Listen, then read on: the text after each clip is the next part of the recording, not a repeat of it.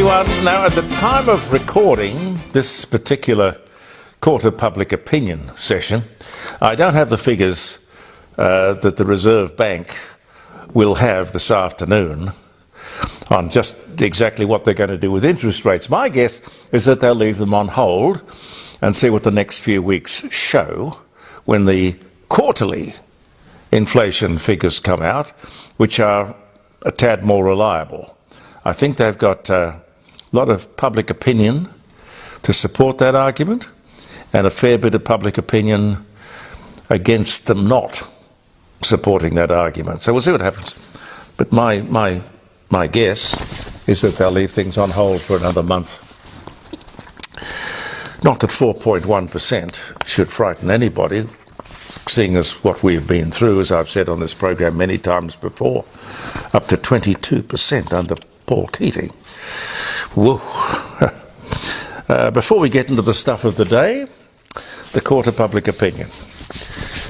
You know, if you want to thump the table, shake the tree, rattle the cage, get it off your chest, this is the way to do it. This is the program that talks about stuff that doesn't get talked about anywhere else. And for the life of me, Peter Clayton behind the camera, and I don't know why that is. But there you go. But we remember the day for a few reasons. My God, well, it's the 4th of July. Pete? It is too. It is the 4th of July. The 4th of July, yippee, 1776, Independence Day for the United States of America. U.S. Congress proclaims the Declaration of Independence and independence from Great Britain, 1796. First Independence Day celebration is held. This is where it gets a bit funny.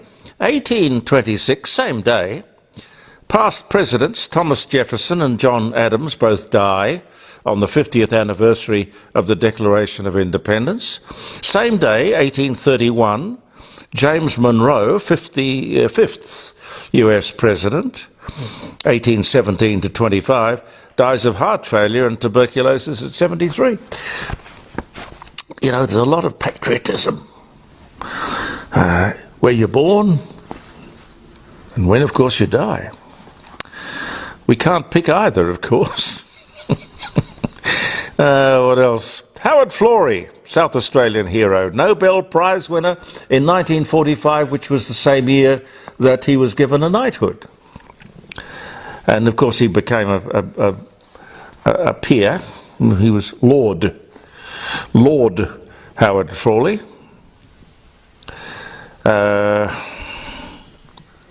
11 days later, they successfully created, from this day, back in 1941, 11 days later, they successfully created penicillin, which saved more lives than, I don't know, anyone could possibly calculate. The first antibiotic.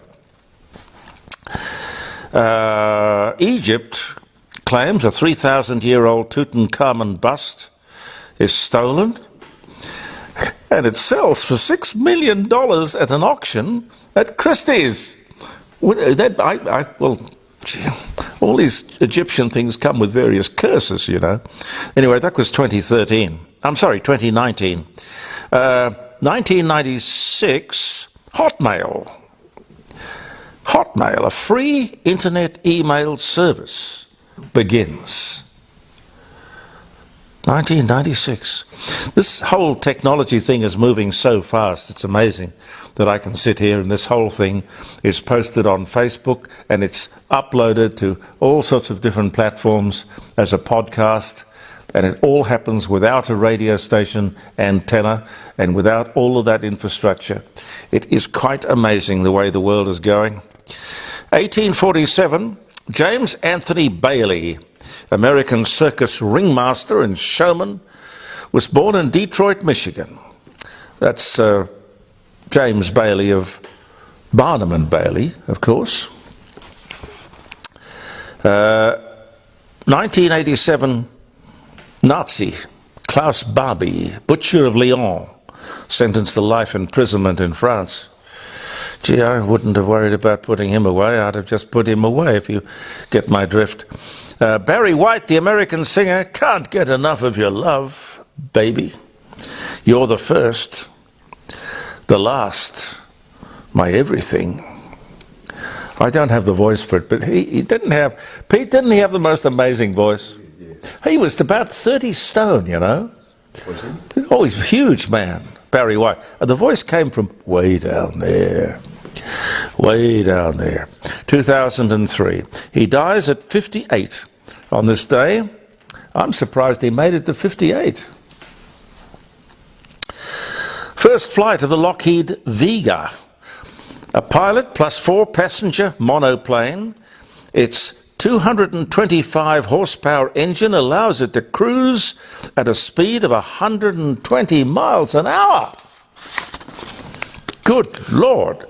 That, where did I get the year? 1927. 1927. You know the DC-3? I don't know, there's one hanging up somewhere. Oh, over there. Not a real one, you know. It's a model. But the takeoff speed for a DC-3, or the military version of it, which was a fantastic workhorse, a C-47, was 120 miles an hour, which was just, it trundled down the runway and just lifted off. Amazing design, fantastic aeroplane.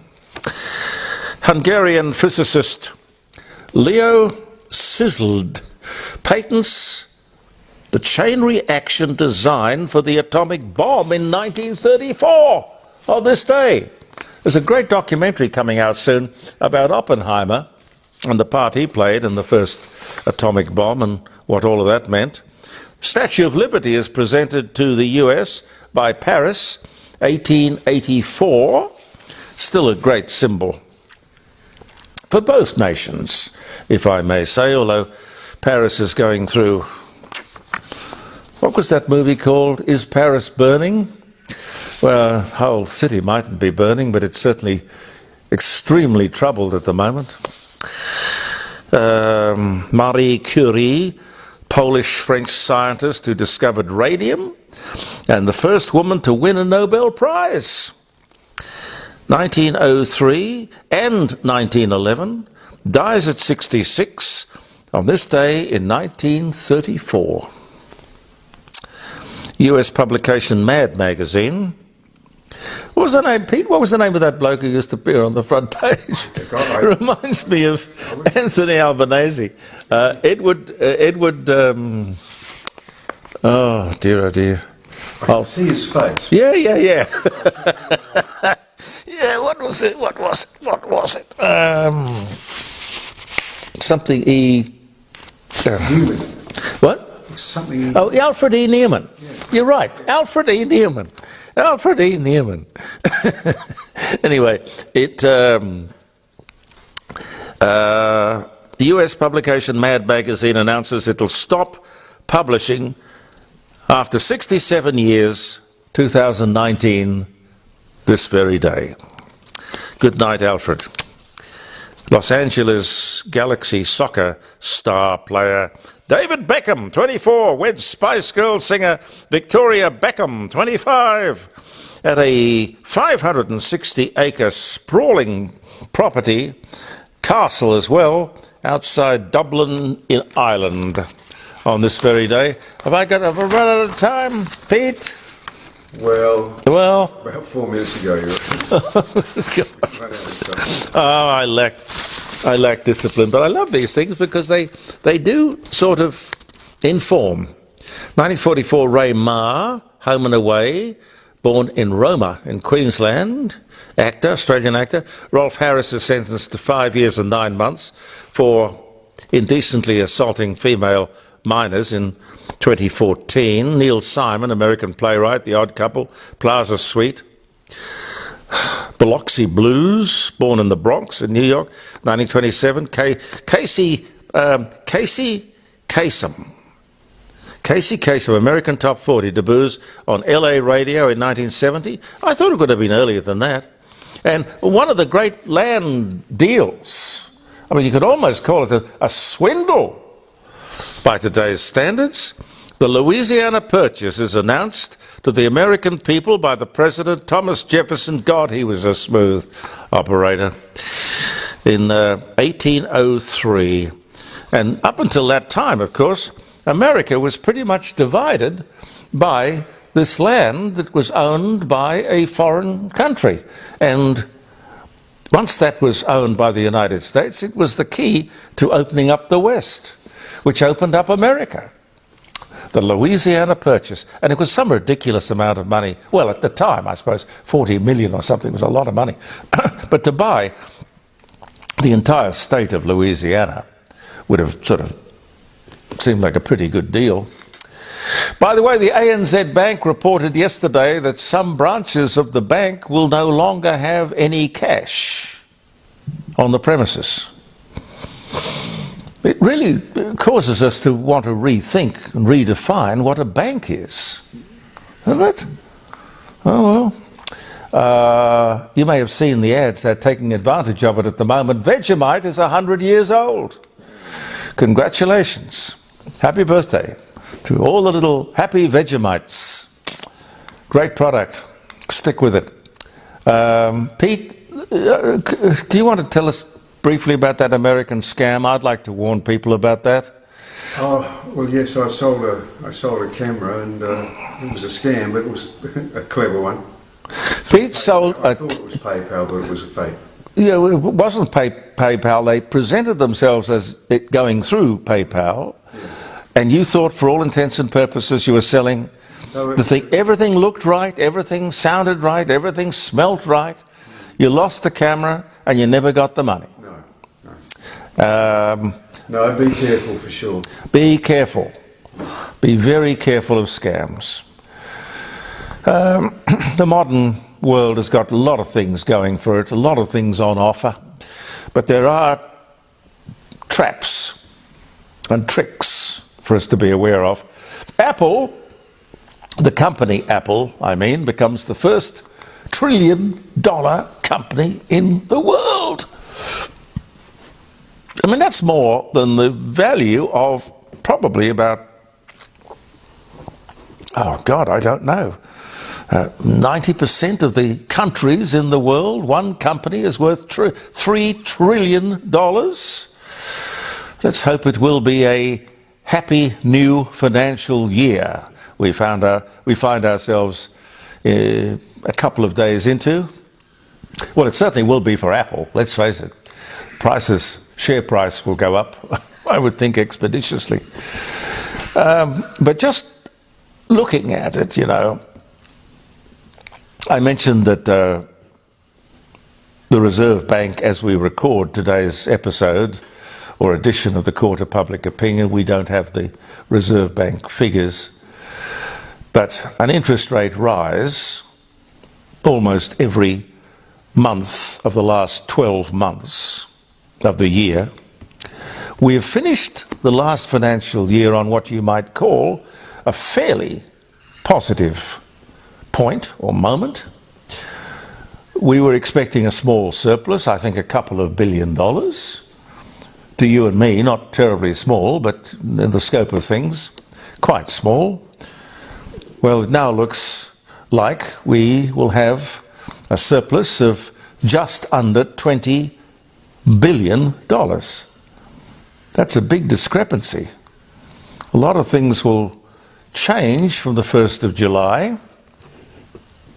Apart from the first significant surplus in 15 years, if I could run through some of these, perhaps, if you're not aware of them, do check them out. Pensions, for example, eligibility, age, concessions and benefits, childcare subsidies, the superannuation contribution from our salaries that contribution goes up to 11%, like it or not. A lot of people will think it great, a lot of people will not. A lot of mortgages come off the fixed rate that they were on, which will be a bit of a shock. benchmark power prices up 20 to 30% from the 1st of July, with some going up to 50, 80 and even 100%. How could that be? From the 1st of July, your power bill goes up 100%. The official excuse, apparently, is that these increases are the tail end of the chaos that existed in the electricity market 2 years ago. Tail end. Really? Tail end. In Canberra, you should be ashamed of yourselves. Your pursuit of alternative energy is costing the average household an extraordinary amount of money for your ideological obsession. Can you get your mind around that? The richest, the most wealthy, energy-rich country in the world. And they're making excuses about the power bills. We'll have more to say about this because I don't want to let it rest. The rest of the media will let them get away with it. I won't. I won't. The end of affirmative action, or as some people call it, I think we here in Australia actually invented the expression, positive discrimination. I mean, God, discrimination is discrimination, isn't it? Positive discrimination. Well, it's ending in America. American colleges and universities can no longer consider race while choosing students. All of this came in, as I remember, and I'm sure people will correct me if I'm wrong, in the 1960s in America when John Kennedy, I'm pretty sure it was 1961, introduced it, just to get more African Americans and more Latinos into college. The whole thing about higher education has got to be merit. Got to be. An institution of higher learning should be a meritocracy. The moment you start giving people an advantage on the basis other than their intellect, you start to distort the whole thing. A university shouldn't discriminate against somebody because of the colour of his or her skin, but certainly they shouldn't discriminate in someone's favour because of the colour of his or her skin. Discrimination, as I said, is discrimination, positive or negative. I think it was Martin Luther King, wasn't it, who said the whole thing was about judging people on the contents of their character, not the colour of their skin. You can't have it both ways. So I totally agree with the Supreme Court of the United States of America. It might be the opinion of the more, pardon me, conservative judges, of whom I think there are 3. I don't know. But it's only logical. I feel the same way about handicaps. I don't know if you've ever thought about this, but you know they have, let's say you've got a really fast racehorse, champion racehorse, which is maybe going to disadvantage the rest of the field, yes. In other words, it's going to win, yes. So what do?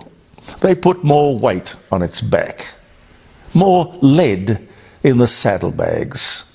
And that's not fair to that horse, is it?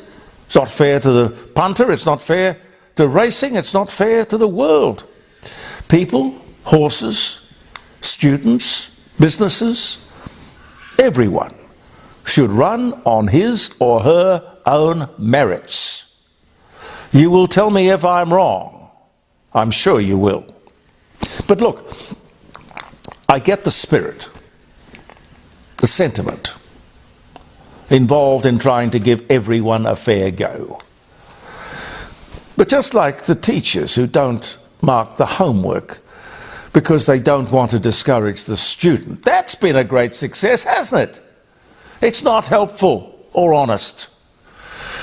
People, horses, animals of different breeds, indeed individual nationalities are not equal. Some have national characteristics which make them smarter, faster, better. Yes, better. Some are better students. You know, you want to peruse the results here in Adelaide of the highest kids scoring at high school, higher school certificate. They're Asian. That must tell the world something. Some men and women are better at different things. Better at business. Gifted, you might say. Better fighters. Now, when I say that, I'm thinking of the Gurkhas. Better fighters. The most fearsome soldiers in the world. The Gurkhas. No, look, honestly, equality doesn't exist. We should simply strive for equal opportunity. Everyone should have a fair go based on basically that individual's get up and go. That's the only way we sort out the wheat from the chaff. If we don't do that, I fear for the future of the world. Heavens to Betsy. Forgive my passion.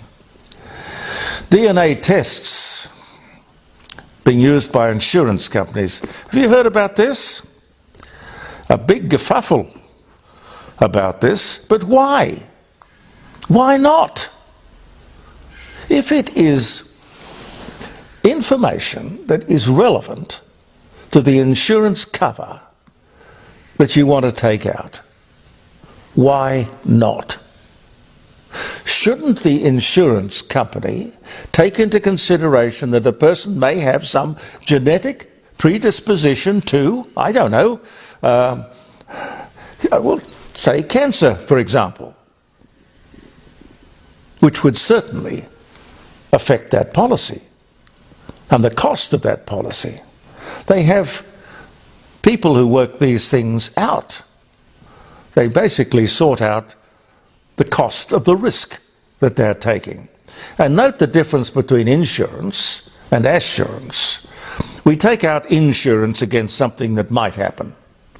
We take out life assurance because we are assured we're all going to die. In fact, that's a wonderful song. Have you heard that, Pete? About, you know, we're all going to die? Yes. It's not cheerful, but it's funny. It is funny. I don't know. It really is silly. It's just relevant information which is available, if it's available, should be disclosed to the company in question. Now, tell me if I'm wrong. And Pete, before we go, hey, that could be an idea for another podcast. Yes. Well, it could be, tell me if I'm wrong. I like that. Well, that would keep us going for ages. I heard that in Melbourne they've got one bloke on 3AW who's doing lots of podcasts around, ladies and gentlemen. I hope none more interesting than the Court of Public Opinion. But this one was a high-profile breakfast guy, and his whole policy was, I can't even think of his name, frankly, but it would mean something in Melbourne, but not here in Adelaide. But his whole podcast was so-and-so recommends. So it becomes this great big personal recommendation, which I'm quite sure would leave itself open to some commercial application. But that's probably a good idea, but I don't know that I would take my, personal recommendations from a podcast. I prefer word of mouth. But anyway, look, be that as it may. Thank you for viewing the Court of Public Opinion, ladies and gentlemen. Pete and I'll be back tomorrow. I'm Jeremy Cordeaux. Believe in yourself, and goodbye for now.